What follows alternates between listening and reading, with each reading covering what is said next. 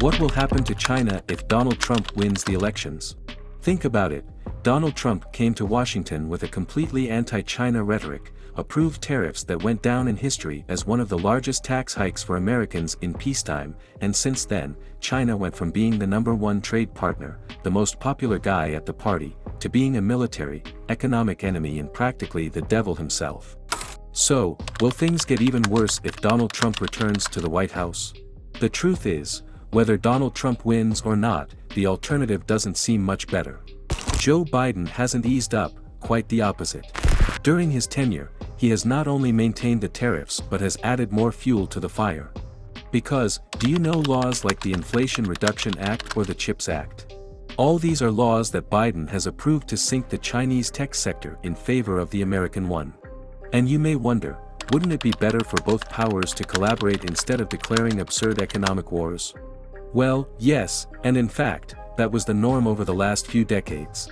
Western factories had cheap labor in China, and the Asian giant received jobs and a great development of its industrial fabric.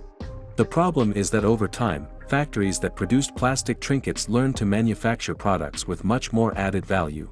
In other words, they stopped being assemblers and became designers. We're talking about everything from electric cars to batteries, solar panels, and even drones. The thing is, these technologies are new enough that Western countries don't have a huge advantage, but at the same time simple enough for China to produce them en masse. But do you want an example? Think of cars. Historically, Europe and the US led their production. China couldn't even come close to combustion engines like those of Volkswagen or Ford. However, now the electric car has arrived and changed everything. Europe doesn't have the advantage of tradition because it's a fairly new product, and China has taken the lead. Conclusion: the Chinese have started competing on equal footing with Westerners, but what's even worse, they've also begun to steal many patents and intellectual property from the West. So friends, with all these factors, the trade war can be understood a little better.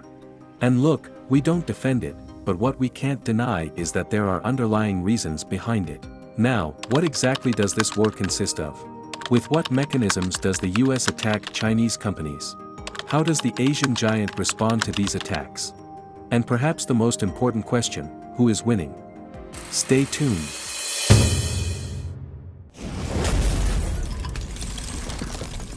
Hello to all the community of Finance for All, welcome to another video.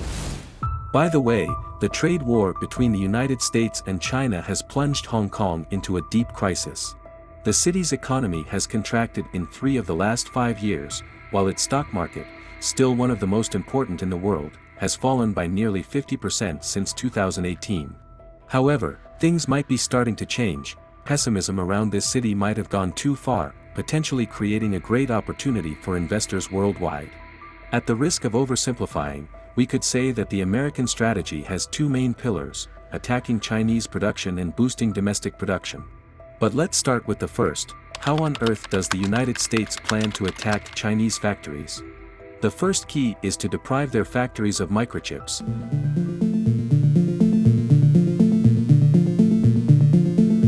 We could say that advanced chips are the oil of the 21st century. Without them, developing cutting-edge weaponry like the F-35 aircraft, or training advanced artificial intelligences becomes a real odyssey. To give you an idea, training an artificial intelligence like the famous ChatGPT requires about 30,100 chips, and of course, Joe Biden knows this. So much so that the Americans have banned the export of chips to all industries related to military use. But in non-military cases, the government requires companies to monitor how the Chinese use their products. Here, control is maximum. Now, what about other products that don't have military uses? This brings us to the second part of the problem. Uncle Sam doesn't want China to continue having access to advanced technologies from which they can learn, steal intellectual property, or integrate into more complex production chains. The main concern is no longer that China buys advanced microchips, but that by stealing technology, they learn to produce them themselves, thereby increasing their military potential and gaining ground on the American economy. Anyway, we could say that these sanctions are still relatively light and affect a very small percentage of all the investment Americans make in the Asian giant, but in Beijing, they know perfectly well that this is only the first step in a trade war that is very likely to continue escalating. And therefore, the question is, how have the Chinese reacted to this new Biden blockade? The answer is in various ways. The first has been to boost domestic microchip production to rely less on exports. The Asian giant has started buying machinery to produce chips on its own. We're talking about nothing less than a 50% growth since these sanctions were approved. But do you want a more concrete case? China has increased imports by 270% of lithography machines used to sculpt microchips. Although it may not seem like it, all this has had quite comical consequences. For example, after the US announced the sanctions, Japan reduced its microchip exports to China by $2.5 billion, but in the same period, Japanese exports of machines to make those same microchips grew by more than $5 billion. In short, right now China is like someone who stops buying ready-made food to buy pans and become a chef on social media. However, the story is far from over.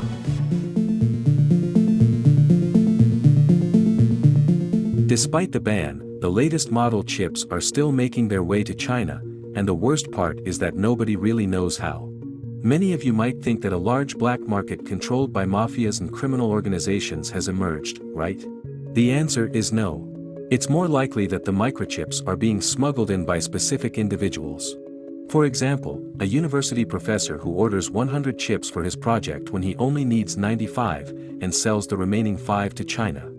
However, let's be realistic, smuggling isn't likely to be Xi Jinping's main policy regarding semiconductors.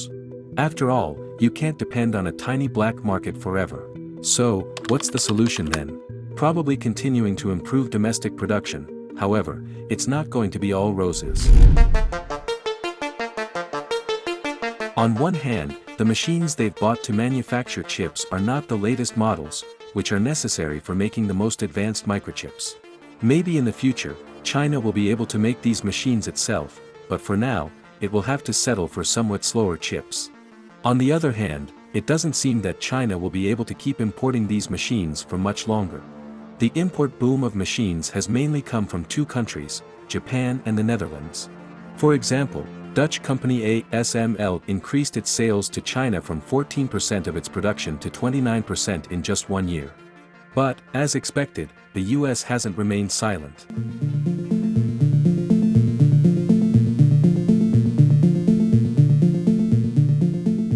Now, not only the US but also its allies are closing the tap. ASML itself has already announced that it expects to reduce its sales to China by 15%, and let's face it, these alliances against China don't seem likely to weaken. Especially not when Xi Jinping has added more fuel to the fire with his anti-espionage law. What does this law entail, you ask? In short, it's a law that allows the Chinese Communist Party to control the activities of American companies on its territory. As you can imagine, this hasn't gone down well in Washington, so everything points to tensions only increasing from now on.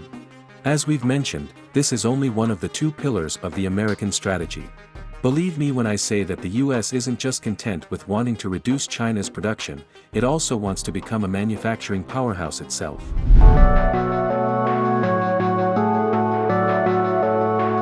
Biden is putting all his efforts into stealing factories from China. Yes, you heard that right, the US government wants factories to leave China and set up in America. The question is, how does it intend to achieve this? By spending tons and tons of money. To give you an idea, since 2007, investment in factories and other infrastructure necessary for the manufacturing industry hovered around $6 billion.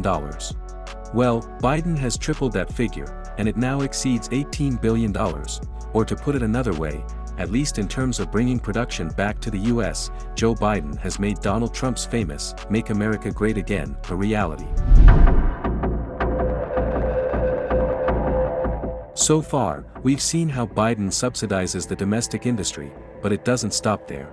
The government also wants to undermine the competitiveness of Chinese manufacturing, and how does it do that? With what we've just seen, tariffs. In this sense, electric vehicles, along with microchips, have become the main battleground of the trade war. And you might wonder, are tariffs beneficial for the United States? The truth is that it depends on how you look at it. Economically, tariffs are a tax that makes foreign products more expensive, undoubtedly worsening Americans' purchasing power. But on a political and military level, the issue is much broader. In any case, it's clear that tariffs are a quick and easy policy to implement, and they also force China to subsidize its industries to make them competitive, which in turn drains resources from the government that could otherwise go to other matters like armaments. Conclusion: all this explains why, since Biden launched his plan starting in 2021, the amount of goods the US imports from China has plummeted. And yes, I know what many of you are thinking. What about the ultra-capitalist country that ends free trade when it believes it might lose? But from Washington's perspective, it's different. In fact, probably most congressmen think all these policies are aimed at defending free trade from Chinese manipulation. And what manipulation are we talking about? The answer lies in the buzzword of the international economic press: overcapacity. By overcapacity, we mean what we've already told you. China heavily subsidizes its manufacturing, producing much more than the world demands. And of course, for one country to overproduce, another has to overconsume. In other words, the Chinese are selling at giveaway prices, and we, instead of consuming from our industry, excessively consume Chinese products. And where's the problem? If they keep subsidizing, it's better for us. No, the problem is that we're sacrificing industrial power to buy cheap. And mind you, it's one thing to buy cheap because foreigners are more competitive, and quite another to buy cheap because the Chinese government drives us to it. The real problem will be if we abandon our industry, China takes the lead, and once they have control, they abandon the subsidies. Then we'll have no choice but to buy expensively from China. And it's precisely for this reason that politicians in the US and Europe are increasingly opposed to allowing subsidized Chinese goods.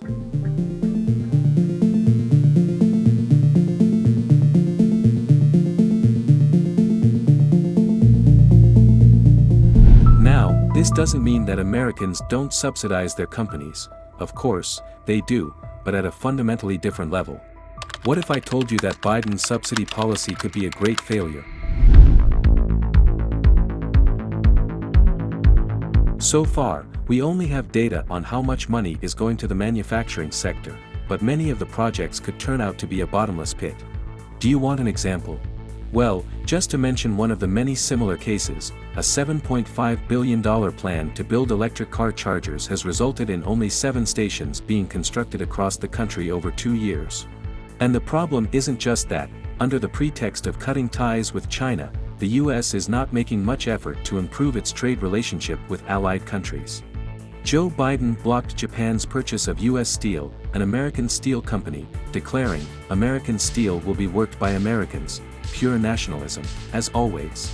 Given all this, perhaps the most important question of all remains: how is China responding to the American trade attacks? Xi Jinping is learning new tricks from an old acquaintance, none other than Vladimir Putin.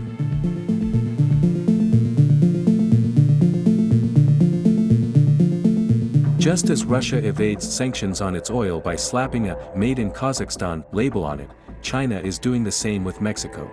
Since Biden approved his package of measures, China's exports to Mexico have increased by 50%.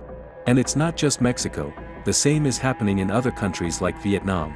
To give you an idea, the US has reduced its imports from the Asian country by 8% over the last 2 years. However, some economists estimate that 5 of those 8 points are basically fake. Goods that the US buys from China are routed through third countries. However, these data need a slight clarification. Let's be clear, what China is doing with Mexico or Vietnam is not the same as what Russia does with Kazakhstan or India to evade sanctions. Mexicans aren't just erasing "Made in China" from the products they receive, putting a "Made in Mexico" label on them, and selling them to the Americans. No. What's happening is that these countries are importing semi-finished goods, for example, a phone in pieces, assembling it, and then passing it off as a Mexican product. In other words, China is simply accelerating a trend that was already underway. Just as American companies delegated part of their production to China a few decades ago, China is now doing the same. Some economists believe that this could be the first step for these countries to develop their own industry and eventually cut ties with China, just as China is now doing with the US. It's a case of the tail biting the dog. However, Mexico still has serious issues with violence and a lack of political will, and Vietnam doesn't seem prepared to handle massive amounts of foreign investment. So, in any case, the Mexico-China war will take some time to arrive. Regardless, the fact is that the trade war between China and the US has only just begun, but the first consequences are already visible. The US has made a strong return to industrial policy, the world seems to increasingly reject absolute free trade, and sanctions and tariffs are reaching levels that were unthinkable just a decade ago. Because of all this, in 2023, China recorded negative foreign direct investment for the first time since it opened up to the world in the late 20th century, and no one knows what will happen in the future. But now it's your turn. How far do you think the conflict will escalate? Do you think Western countries should accept subsidized goods from China with a smile? Feel free to leave your answer in the comments. So we come to the end of this video. If you enjoyed it, please like and comment the video and don't forget to subscribe.